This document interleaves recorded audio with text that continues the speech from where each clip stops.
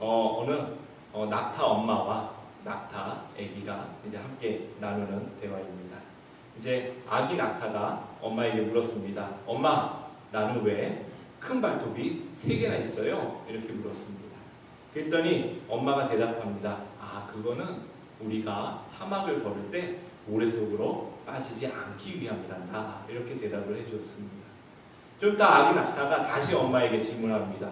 엄마, 그러면요, 제 눈썹은 왜 이렇게 길게 되어 있어요? 이렇게 묻습니다. 그랬더니 낙타 엄마가 대답합니다. 그거는 뜨거운 햇빛으로부터 우리의 눈을 보호해주기 위해서 그런 거란다. 그자 또 이 아기 낙타가 참 호기심이 많습니다. 또 묻습니다. 엄마, 그러면 왜 우리 등에는 커다란 혹이 이렇게 있지요? 그랬더니 그 엄마가 대답합니다. 그것은 우리가 오랫동안 여행할 수 있도록 그곳에 양분을 그곳에 저장해 놓는 거란다. 이렇게 이제 대답을 해주었습니다. 그때 아기 낙타가요 곰곰이 생각을 합니다. 엄마, 그러면요 모래 속으로 빠지지 않기 위해서 발톱도 3개나 있고, 그 다음에 사막의 뜨거운 햇빛을 막기 위해서 긴 눈썹도 있고, 그 다음에 오랜 여행을 할 수 있도록 이 등에 그 혹에 영양분도 있는데, 그런데 엄마, 그러면서 아이가 묻습니다. 그런데요, 우리는 왜 동물원 안에 있지요? 이렇게 물었다고 합니다. 사막을 살아갈 수 있는 낙타가요, 동물원에 있다라는 것이 어쩌면 참 자기 자리 아닌 곳에 있다라는 그런 생각이 듭니다. 그러면서 이 이야기를 들으면서 그런 생각도 또 함께 듭니다. 하나님이 주신 능력을 가지고 살아가는 우리들이 때때로는 하나님의 능력으로 살아가지 않는 그 자리에 가 있지는 않는 건지, 혹시 그런 모습을 다시 한번 돌아보게 됩니다.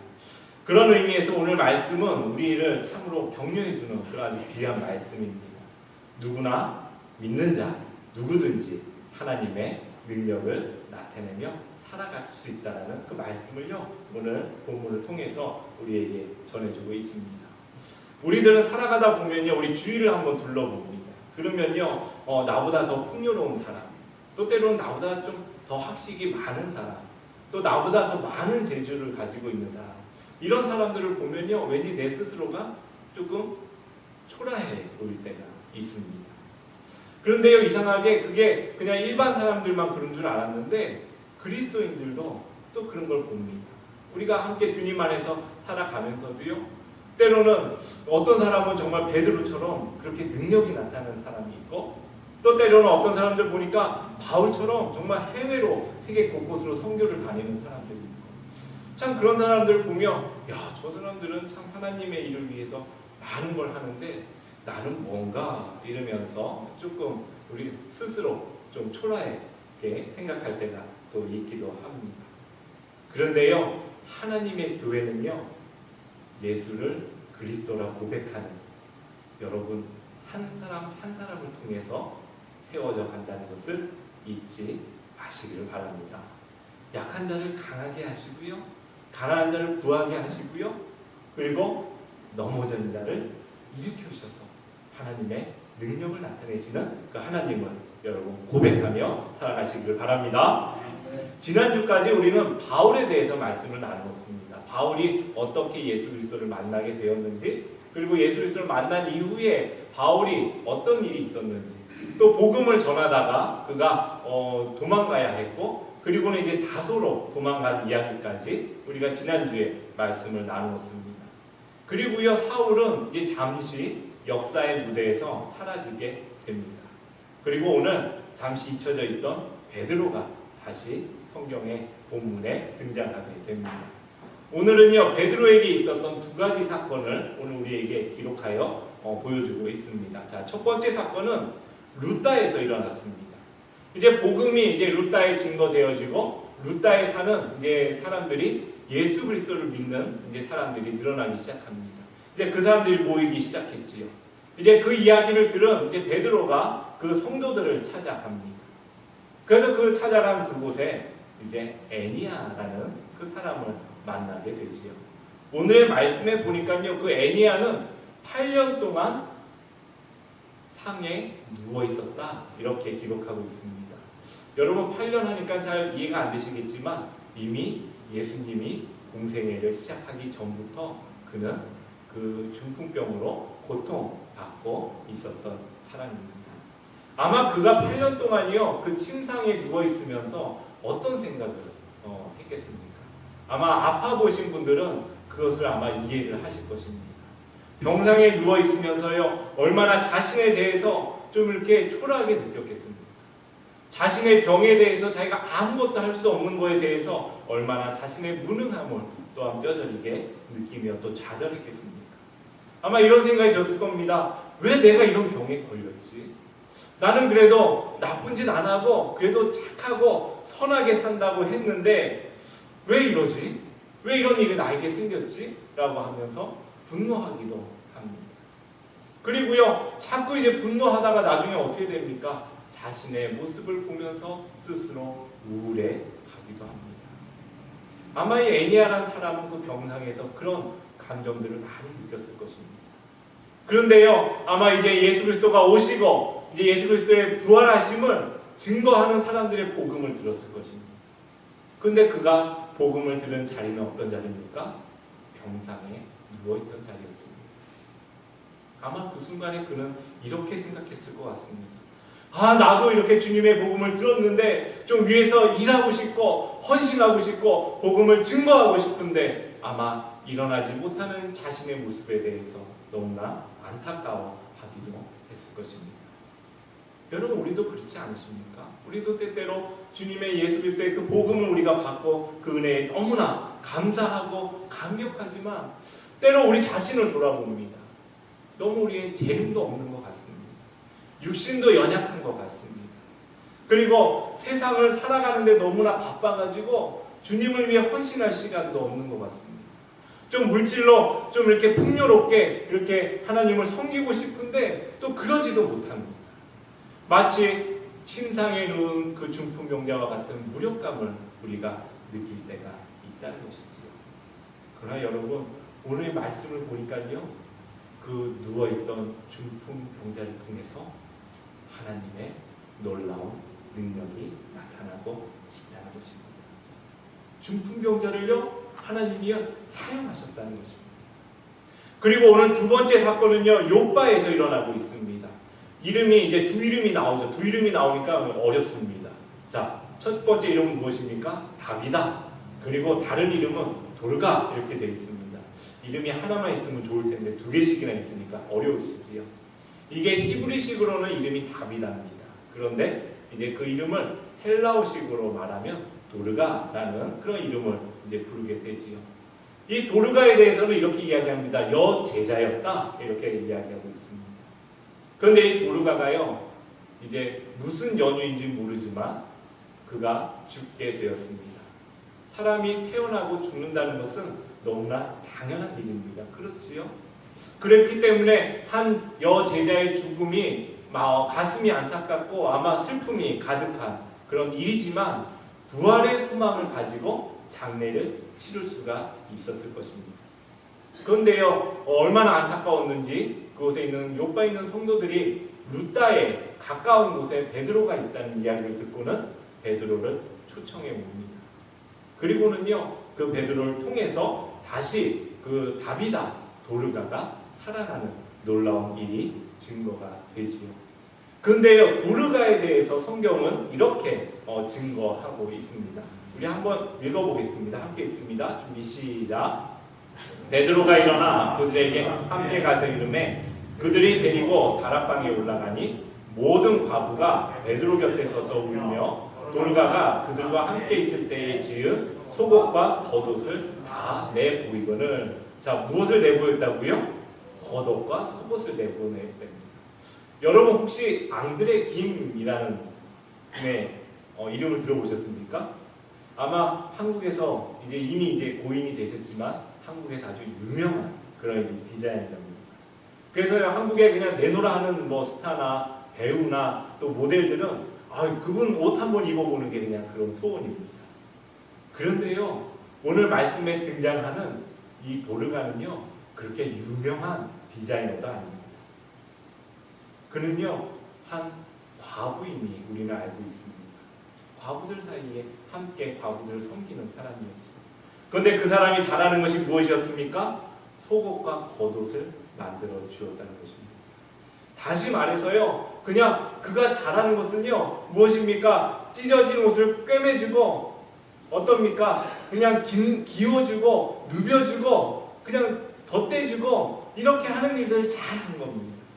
다시 말해서요, 예수 믿으면서 바느질을 참 잘하는 겁니다. 그런데 그 일이요, 성도들을 감격해 하였고, 그 일이 무엇이 되었습니까?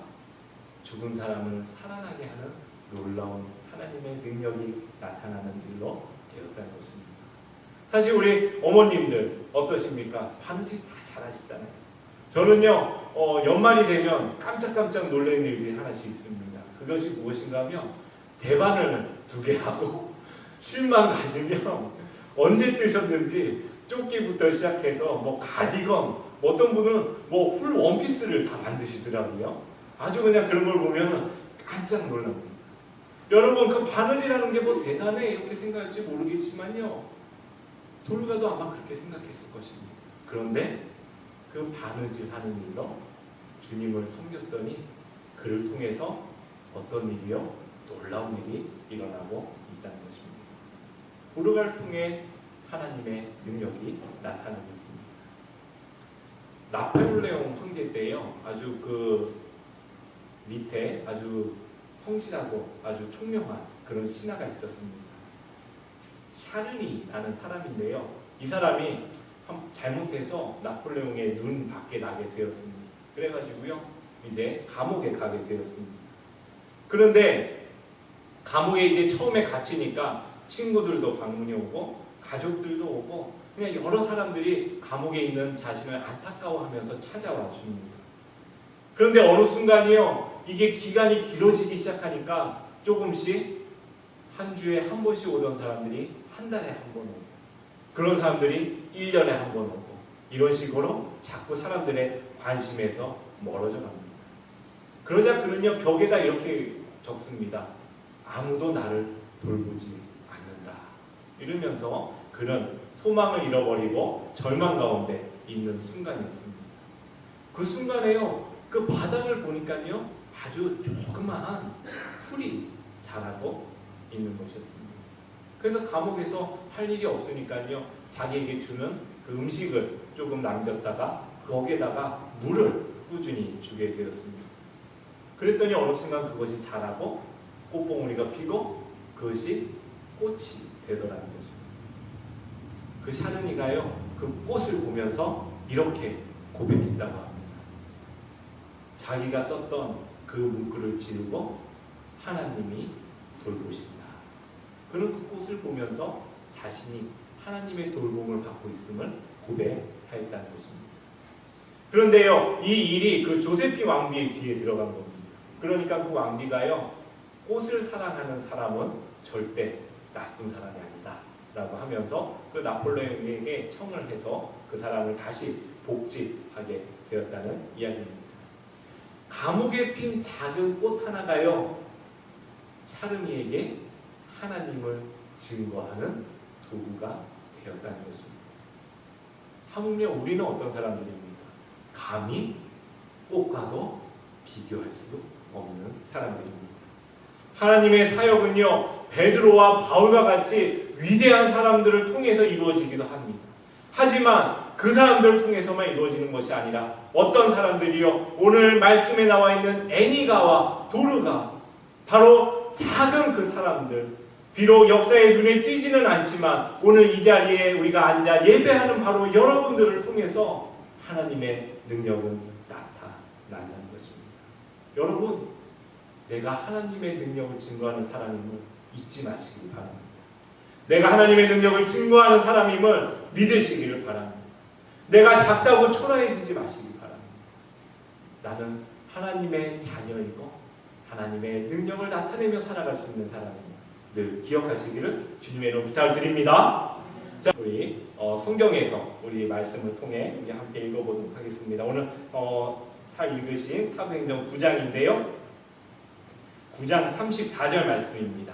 9장 34절 말씀 우리 함께 있습니다. 준비 시작. 베드로가 가로되 에니야야 예수 그리스도께서 너를 낫게 하시니 내 자리를 정돈하라 한데 곧 일어나니. 자, 이렇게 이야기합니다. 예수 그리스도께서 너를 낫게 하셨는데 자, 이제 어떻게 하라고요? 내 자리를 정돈하라는 거죠.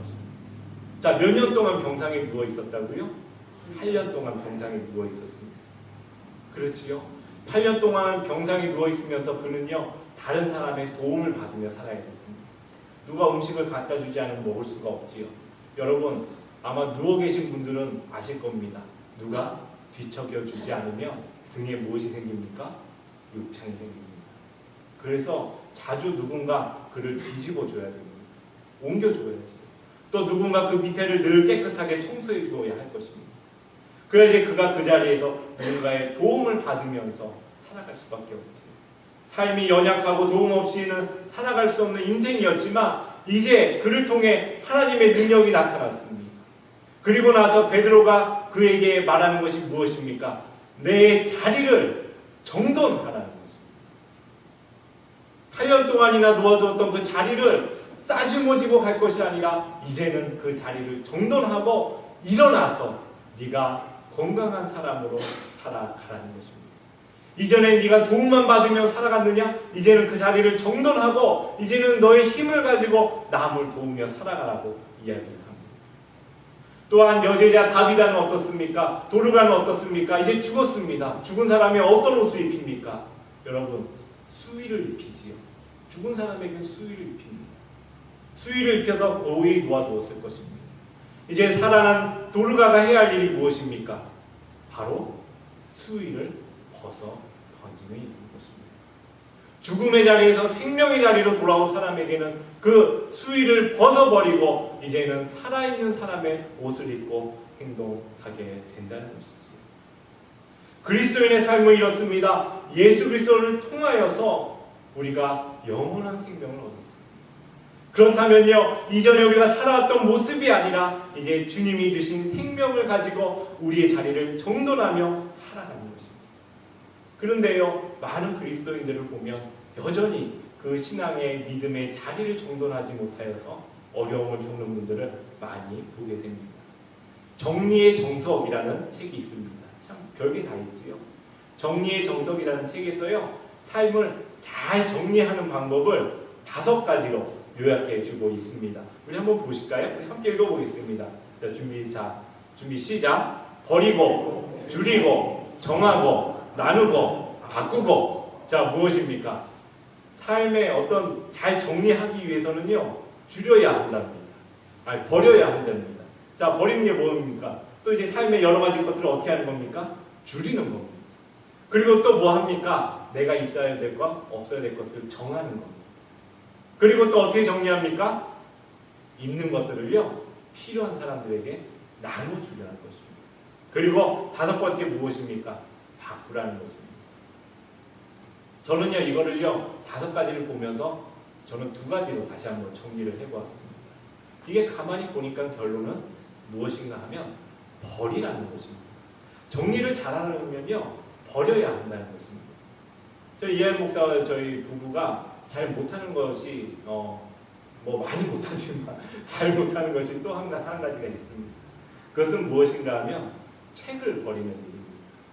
저희가 이게 책꽂이가 좀 이제는 좁아졌습니다. 그래가지고 그럼에도 불구하고 꽂을 데가 없어가지고 그냥 책을 그 사이에다가 꽂아놓고 얹혀놓고 이제 꽂을 데가 없으니까 그냥 여기저기 펼쳐놓습니다.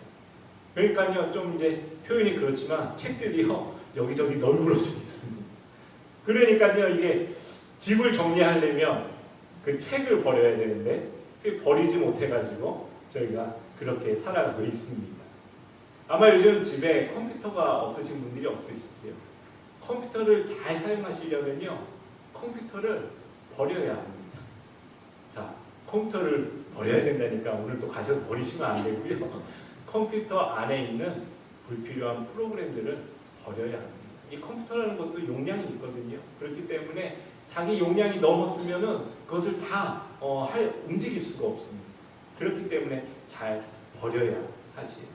버려야지 정리가 됩니다. 정리정돈을 잘하는 사람들은요, 결국은요, 버리는 사람입니다. 집안에 혹시 요즘 집이 왜 이렇게 좋게 느껴지지? 이런 생각을 하시는 분들 계십니까? 저희처럼 책을 짊어지고 계지 마시고 버리십시오. 그러면 공간이 넓어집니다. 그런데 우리의 믿음 생활도 마찬가지라는 것입니다. 믿음 생활도요, 우리가 신앙의 정리정돈을 해야 되는데 가장 첫 번째 해야 될 것들이 바로 버리는 것입니다. 버려야 할 것이 너무나 많습니다.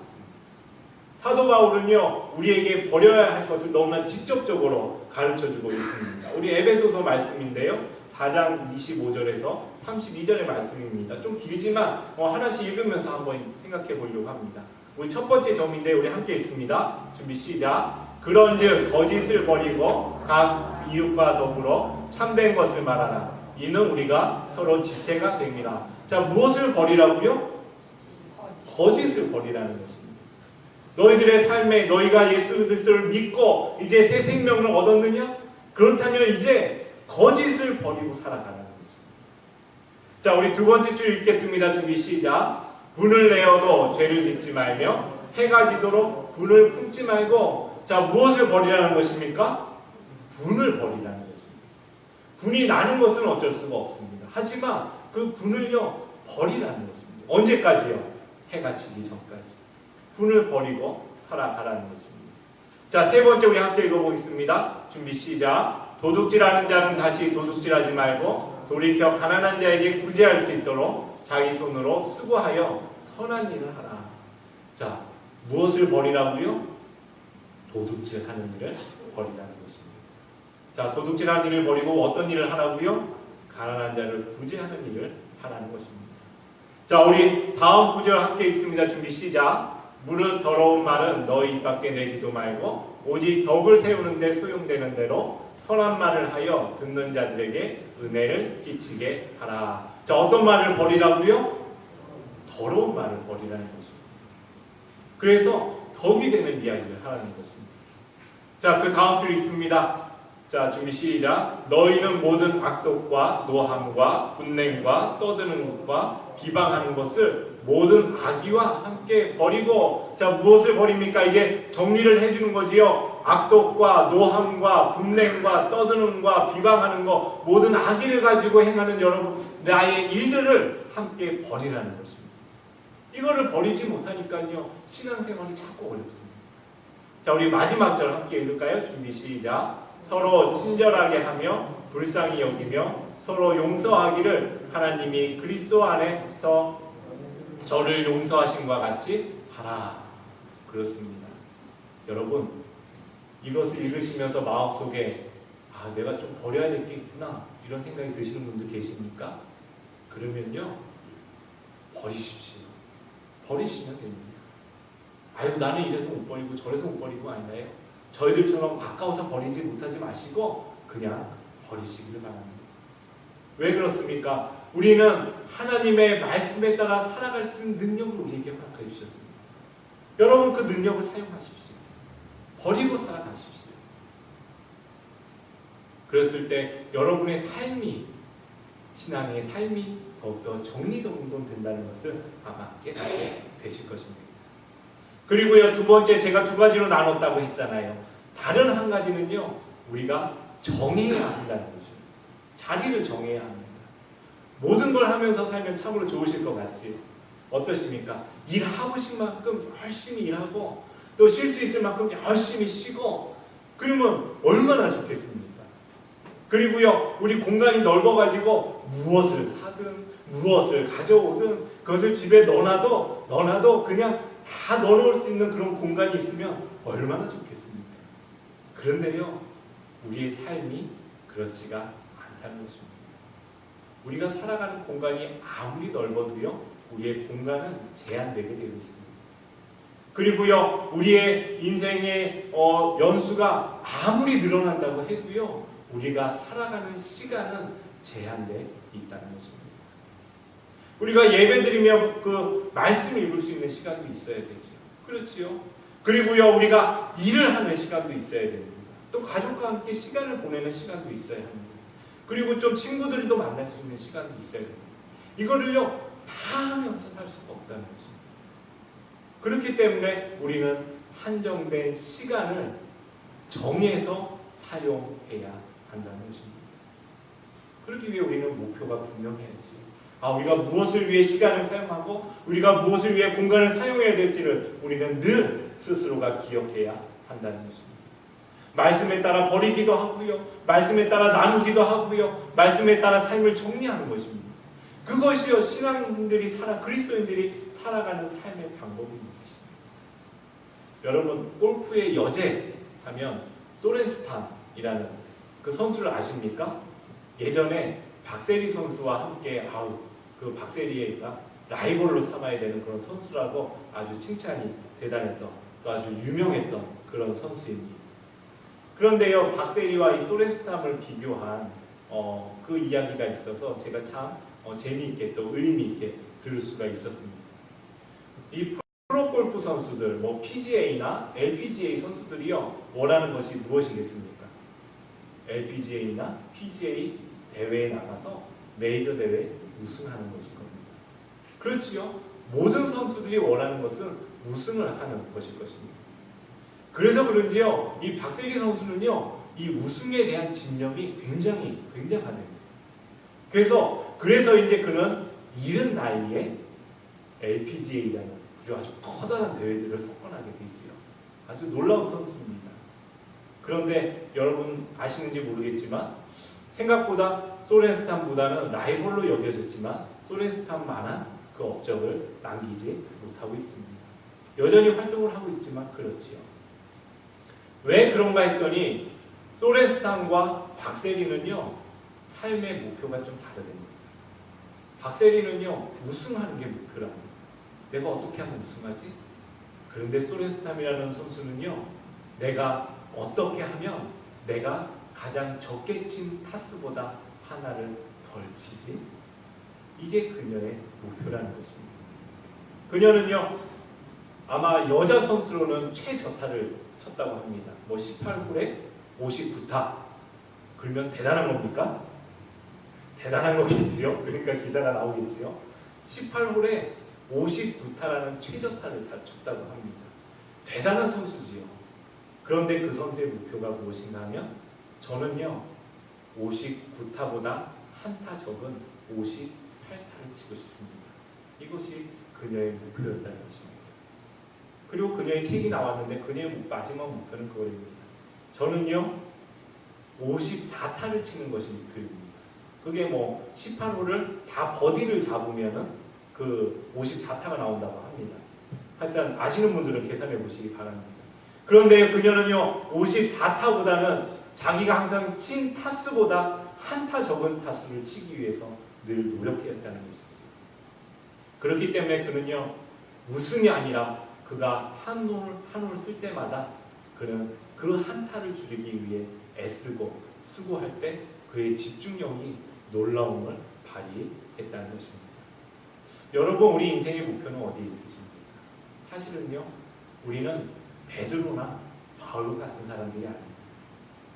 어쩌면 우리는요 바로 오늘 말씀에 등장하고 있는 도르가나 애니아와 같은 사람들입니다. 우리가 할 수 있는 일은 작을지도 모릅니다. 하지만요 오늘 말씀을 통해서 보니까 어떻습니까? 그들을 통해 하나님의 능력이 나타나고 그들을 통해 많은 이들이 주께 돌아오는 놀라운 일들이 일어납니다. 여러분 우리가 살아야 될 목표는요 예수님을 닮아가는 것인데 어떻게 닮아갑니까? 우리가 어떻게 예수님을 닮아갑니까? 어제보다 조금 더 예수님을 닮아가는 것입니다. 우리의 생각이요 조금 더 예수님의 생각을 닮아가고 우리의 마음이요 조금 더 예수님의 마음을 닮아가고 우리의 성품이요 어제보다는 오늘 더 예수님의 성품을 닮아가고 우리의 입술이요 어제보다는 더 아름다운 말들로 예수님의 입술을 닮아가는 것 그 통해서 우리의 삶이 정돈되어 간다는 것입니다. 예수를 통해서 여러분의 인생을 정돈해 보십시오. 그 가운데요 여러분의 삶에 기쁨이 넘치고 감사함이 넘치고 그리고 우리가 오늘 함께 찬양했던 것처럼 여러분의 삶 가운데 주님이 주시는 놀라운 평안함이 넘칠 줄로 믿습니다. 우리 함께 기도합니다. 사랑의 하나님 참으로 감사합니다. 그렇습니다. 우리 주위를 돌아보며 나보다 열심히 신앙생활하는 사람들, 또 나보다 더 풍요로운 사람들, 또 나보다 무언가 더 가진 사람들, 때로는 그들을 바라보면서 우리 스스로가 초라해할 때가 있었음을 우리가 고백합니다. 하지만 오늘 말씀을 통해 다시 한번 깨닫습니다. 우리가 비록 바울과 베드로 같은 사람은 아닐지라도, 아니 우리가 주님을 닮아가는 삶의 목표를 가지고 우리가 하루하루 주님을 닮아가는 일을 위해 우리의 삶을 정리정돈할 수 있도록 인도하여 주시옵소서.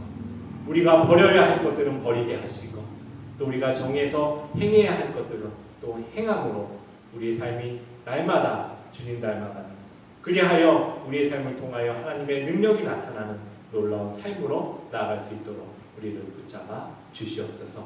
예수님의 이름으로 간절히 기도했습니다. 아멘.